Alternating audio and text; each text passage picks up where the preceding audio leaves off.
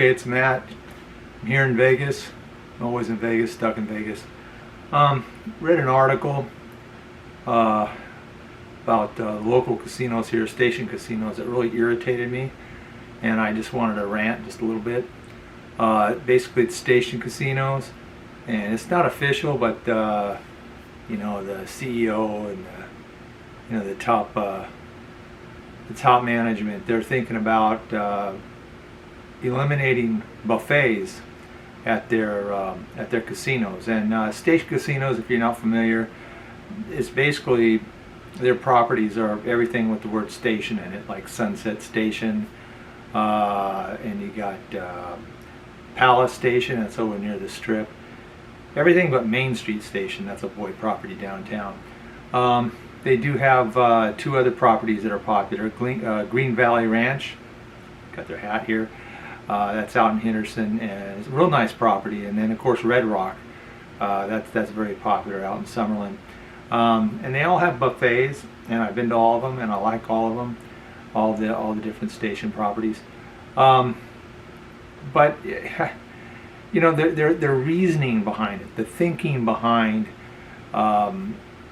eliminating buffets, it just irritates the crap out of me, because it echoes the thinking behind a lot of what's happening on the Strip.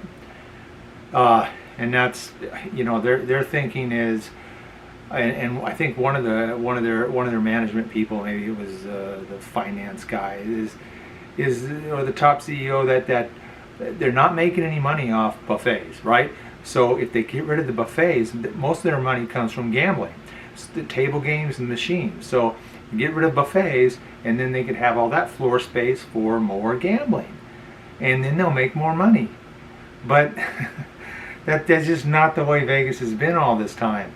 And there's been a move away from sort of like the Vegas model for making money, and towards, I don't know, other alien business models that are superimposed upon Las Vegas, and they're not going to work.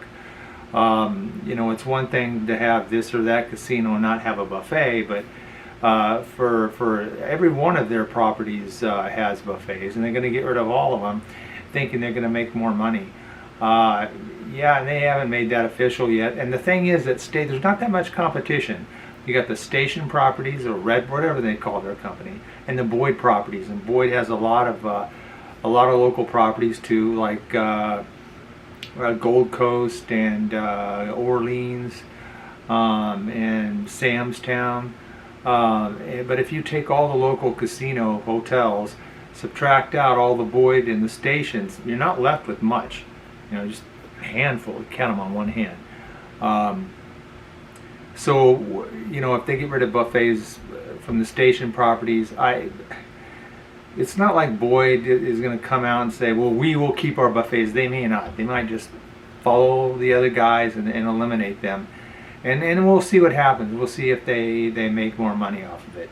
But what's irritating to me is that, you know, with Vegas and the way it used to be and the way it's fading away from being now, is that you would give things, you would give these deals to people, you would give an experience to people, so they would come to Vegas and they would gamble. They would gamble until they were broke and go home. But they had an experience. There's so many things to do, and one thing was buffet, okay? And there's a lot of other things too. And now it's just like, what, come to Vegas and then gamble your money and lose, and of course people don't want to do that. And what you see now on the Strip, and you know, I don't know if local casinos are going to go that way, is they may get rid of some of their buffets if they're not making money. They want to make money off of everything. It's not necessarily gambling. You know, if they can make, you know, 80% of their revenue off other things besides gambling, they would do it. And in the long run, this is a losing strategy, and it bothers the heck out of me, because basically they nickel and dime you on the Strip with all these casinos. They don't do that locally, but it seems like they may want to follow the Strip now. With the Strip, they have well, parking. For Christ's sake, parking. You want to park, you got to pay. Well, I don't understand this. It used to be, it's like, I want to gamble. How much is it to park? Parking is free. Come on, park your car here. Come on in, and look at these machines and play some table games. Now it's like they charge you for parking, and they're making money off of parking. I thought they were in business, the gambling business, the gaming business. So I guess if you play enough with your little player's card, they'll give you free parking, but it's backwards. Give them free parking so they'll gamble. You don't have them gamble first and then you get a rebate on the parking or something. It's all backwards, and that's because they want to make as much. They nickel and dime you. Resort fees. I don't pay resort fees. I live here, right? So, but people come in and basically it's like, oh, you want to use our pool? You're gonna charge you to use the pool. You're gonna charge you for this. All these things that they shouldn't be charging you for, they put it all together and say resort fee. And some of these resort fees are high. They shouldn't be doing that. They should be making their money off gambling, predominantly gambling. It should be, if they break even on certain things, then that's fine because they're making their money off gambling. I mean, there's retail stores that have loss leaders. They have one product people come in for. They're not making any money off of it, but they want you to come in the store and buy other things. That's kind of like the way Vegas used to be, but now they want to charge you for everything. And with the buffets possibly closing at station casinos, which is like, I don't know, 40% of the off-strip casinos, they might do that on this strip. They've already shut down the buffet at Treasure Island. Granted, they built a real nice new sports book and race book, and there's a bar and grill. There's a lot of tables. You can walk in, a lot of TV screens. You can watch the games, and that's in the entry area. Big area. It used to be the buffet. Now it's a sports book. Their old sports book, which was small, but they had big TV.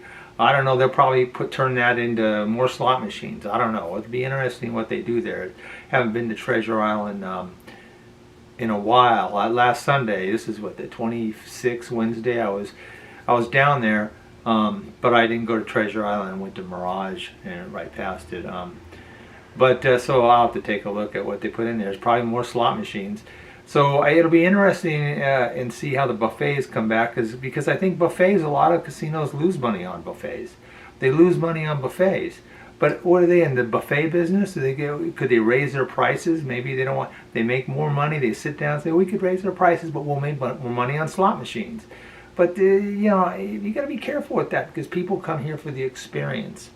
They come to Vegas. It used to be you come to Vegas and you got the shows and you got the whole Vegas experience and everything's really cheap, and it's like you're anesthetized. It's like that you get real numb for all the things you're doing, and it's a great experience. Lose all your money, and then you go home and you just say, "Wow, I had a great time." You want to come back, and as soon as you get some more money to gamble, of course.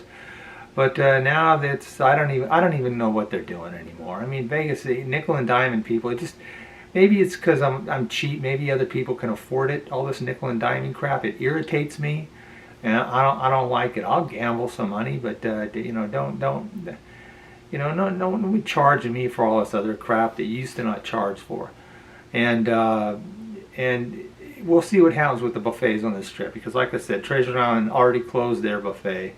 Some of these buffets haven't opened up yet. Cosmopolitan, they had a buffet that they tried to open up right when the casinos started opening up. They had to shut it down. They had a bunch of positive tests, but they got it open again. And the big thing is, a few days ago, everybody on YouTube is talking about it. Caesar's Palace is opening their buffet again. It's like, okay, good for them. Very expensive buffet by strip standards. It's a very expensive buffet. So I don't know how much money they're losing, but maybe they made the decision, look, we're Caesar's Palace, we're going to have a buffet. Good for them. So you got that. I don't know if Wynn ever opened up their buffet. They were one of the other buffets on the strip that opened up after the casinos could start opening up again, but they closed it. They had some sort of like restaurant-style buffet. People didn't like it. We'll see if they open up. That's not a cheap buffet either. I'm more concerned about the lower-priced buffets on the strip. I don't Planet Hollywood perhaps. Will they open up again? Because they may not. And we'll see. They may just be like station casinos and just say, hey, we're going to have more room for our machines, and like people want to go just to gamble. There's other gambling options in the United States now. You don't have to come to Vegas to gamble. That's a big thing now, so they need to make Vegas special, and they're not making Vegas special by charging everything. I'll be paying attention to what's going on the Strip, because this nickel and diming, this is what irritates me. This started before the pandemic, okay? Now we're opening up again. At first, when we open up again, oh, free parking, come to Vegas. We really want you, low rooms.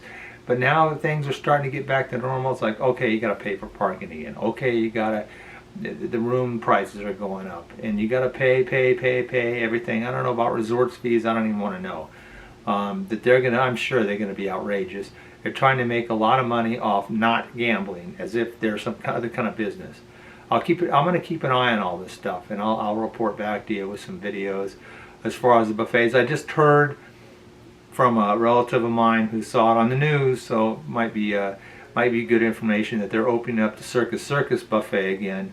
But that's a special kind of casino hotel. I mean, they're not in competition with anybody. They're not even near the rest of the Strip. I mean, they're way down there where the Riviera used to be, and for them to open up the buffet, I don't know. They got kids running around everywhere, and rides, Adventure Dome and the Midway, and I can see them open up their buffet again. But they got their own little plan on how they're making money, so that may not carry over to the rest of the Strip.